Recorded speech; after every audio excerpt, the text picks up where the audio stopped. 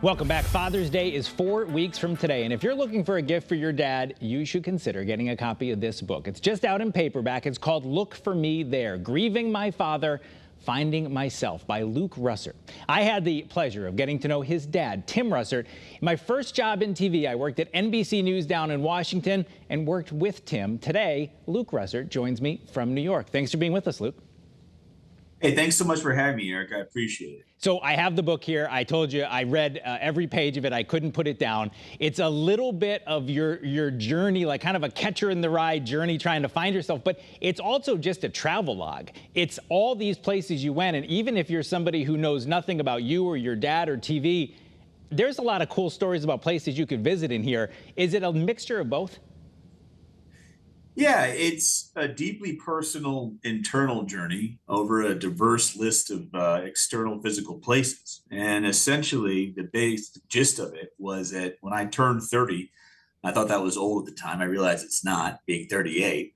But I came to ask myself a question and was trying to figure out, which is, do I really want to be a network news correspondent? Do I really want to follow in my father's footsteps? Is that really what I'm about? And I didn't have a good answer. And I knew that I had to take some time away from the job to figure that out. And what ended up happening is I went on two parallel journeys. One was the quest to figure out who I was, independent of the Washington, D.C. bubble of which I grew up in, independent of my last name and of the profession that I went into. But the other one was trying to figure out this process of grief, this grief journey, which is something that I had avoided doing in my 20s, like a lot of young men do. You store and ignore, you get on with it. You don't want to sit in that grief because it becomes very difficult to process. So that's really where the book goes. It has these two parallel tracks. There's a lot of universal truths there that I think are applicable to a lot of people in terms of travelogue, wanderlust, or their own grief journeys, or their own relationship with their parents and whatnot. You talk at the very beginning about obviously the day your father died. He was at work at NBC, died of a heart attack, June 13th, 2008. You were traveling overseas with your mom. You also explain the title of the book, that you were with him at a younger age at an Orioles game. You were afraid, or he was afraid you'd get separated, and he pointed out a hot dog stand and said, "Look for me there. I'll always be there." You then felt him with you throughout this journey. Is that something that still goes on today, and is that something that provides you solace? You'd see rainbows in various places and say, maybe that's Dad giving me a sign. You know, I've been so fortunate now that this book has come out in paperback, and I've had a year to travel around the country and get to know my readers. And one of the things that people have said to me is that you can talk to your lost loved ones every single day. They're there. They're waiting for you to communicate with them, talk to them, feel them, see their presence in certain things, feel their energy in certain things. And I've been fortunate that I've been able to do that. But you have to be open to it. You have to be perceptive. You have to feel and ask yourself those questions. What would my dad say in this moment? And usually, a lot of the time, you know where they would be going. I think for me, which was incredibly inspiring, was all these different places around the world. I would see rainbows. Of course, the story with that is on the day of his funeral, the song that was played when everyone was processing out was Somewhere Over the Rainbow. And lo and behold, at the reception following it, there was this huge rainbow that went around the sky in Washington. So that's something that's always been near and dear to my heart. But I truly believe that, and you know, I've heard that from my readers, people around our age, and people even as old as their 90s say, "Look for your lost loved ones. They're there. They certainly are." Well, you talk about in the book that Father's Day was your dad's favorite holiday. He loved his dad, who he wrote his book, Big Russ and Me, about, but he also loved being a dad. And I wonder about the grief connection here, because so many people, and I know you know this because you talked about it in the eulogy you did for your dad. He tells a story in Big Russ and Me, about a friend of his who lost a young son, a 17-year-old. And he said, look at it this way. What if God said to you, I'm going to make you an offer. You can have your wonderful, happy, lovable son, but for only 17 years. Would you make the deal? And in the book, he tells the story of giving some solace to a friend. I had a close friend who lost a son at a young age, and I mentioned that to him, and he said, God, why does everybody keep mentioning this Tim Russert book to me?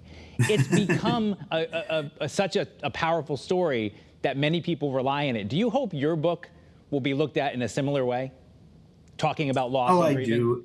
Absolutely, I do. I mean, I think it's something that in our society is still so taboo. And the story that you're referencing is that when you go to about 35,000 feet out and you look at things in totality, you get out of the the day-to-day grind of your own world, and you think about, man, I got 22 years with the best father I could ever have. I am so fortunate. There are so many people who never have that type of experience, and you have to be thankful and be open to it.